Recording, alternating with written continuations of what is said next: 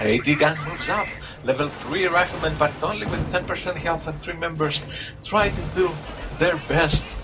Try to keep those victory points under their control, because they are all important right now. DrHorse is at 59 victory points. Freestyler at an easy 420.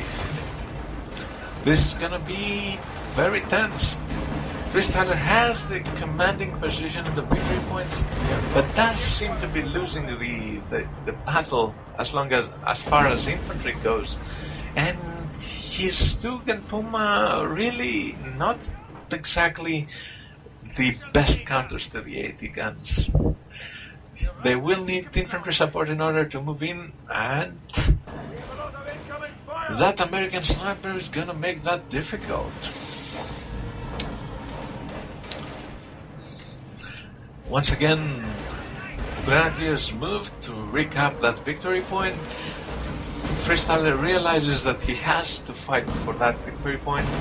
Preemptive artillery, as I said before, you know, the more expensive form of a prop war for the American player, comes down near the victory point at least, drives off the Grenadier squads.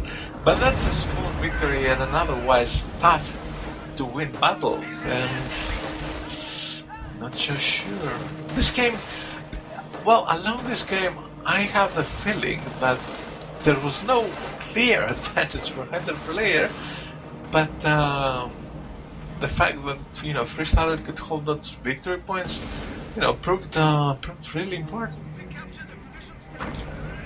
But I can tell you now, I don't think any of these players can annihilate, you know, each other's army. Let's go for the victory point, victory. Wow, that sounded bad. I have to improve my language skills. No time left. Mortar, still no veterancy, still no kills, kind of preventative measure against those Grenadiers. The rest of the Wehrmacht infantry pummels the position in this, doesn't do much. Puma is trying to flank the mortar, comes from those opening in the hedge. From the west, the mortar is gonna go down pretty easily to that Puma. Can bet you that too. And there we no. Tries to retreat. Nibelwerfer coming down. This mortar is toast. Go away, little mortar. Nebels, leave far. Artillery coming down on the Wehrmacht base. Tries to take out the Nibelwerfer. Artillery wars.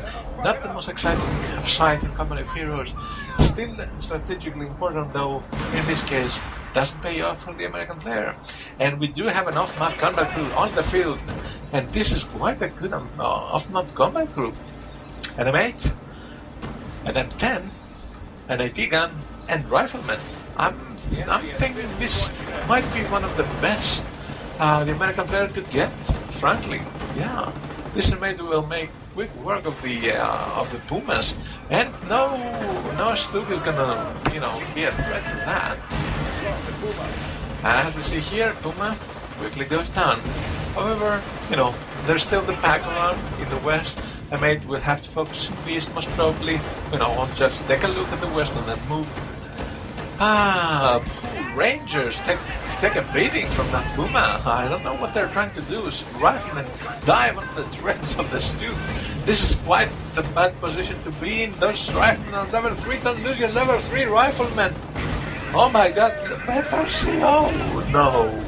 Whoa. That was bad. That was bad. A level 3 rifleman down the drain. No, sir, you can't do that. Well, you just can't do that. Rifleman in the west, overthrow that grenade. You have to go back to the practice range, Mr. Rifleman. That was really, really off.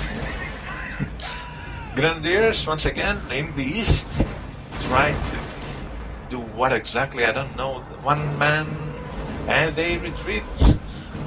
Nebel opening fire in a fronting attempt by the Wehrmacht player to push the American player as much as he can back, and he does manage to do so. Nibelwerfer was actually quite successful. They create 180 gun. This will give, the Stug and the Puma